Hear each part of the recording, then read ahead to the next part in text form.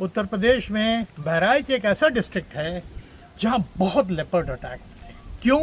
क्योंकि एक तरफ नेपाल का बॉर्डर है और दूसरी तरफ कटनिया घाट जो अपना वाइल्ड लाइफ सैंक्चुरी है। तो यहाँ बहुत पॉपुलेशन है लेपर्ड की। उसी की एक कहानी बता रहा हूँ। एक गांव था जिसमें एक लड़की थी 12 साल 14 साल की, उसका नाम था रिंकी। और जैसा आप जानते हो कि गांव में 7 साढ़े 7 बजे सब खाना खा लेते हैं। सब ने खाना खा लिया और वो उस टाइम की बात है कि उस गांव में बिजली भी नहीं थी। तो ये ऐसे ही बस जो हल्की रोशनी थी उसमें आई और जो पानी वाला पंप था उसमें बाल्टी लेके आई थी भरने के लिए कि रात में पीने के लिए वही काम आ जाएगा।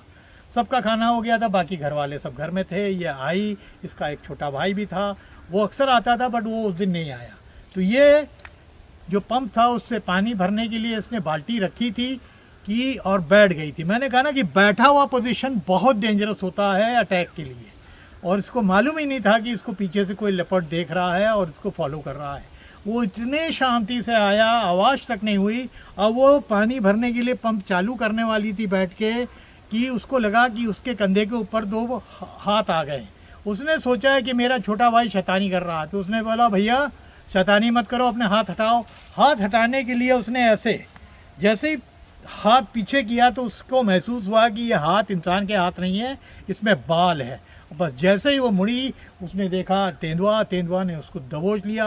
बट लकीली वो चिल्ला उठी कि बाघ है बचाओ।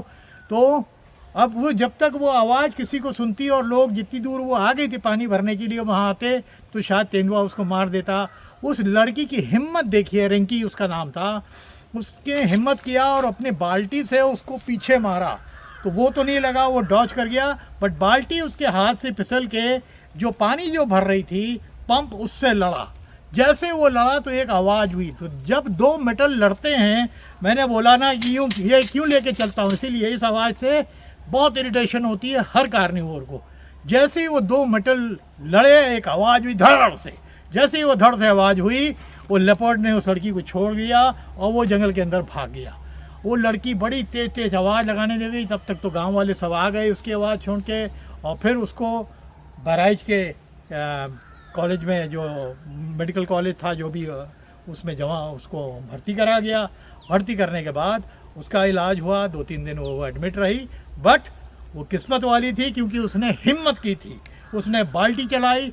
मैंने कहा ना हर जानवर जो अपने पे अटैक होता देखता है वो घबराता। उस लड़की ने बाल्टी चलाई और मेटल की आवाज़ हुई वो हैंडपम्प की वजह से, इसीलिए वो बच गई। Thank you.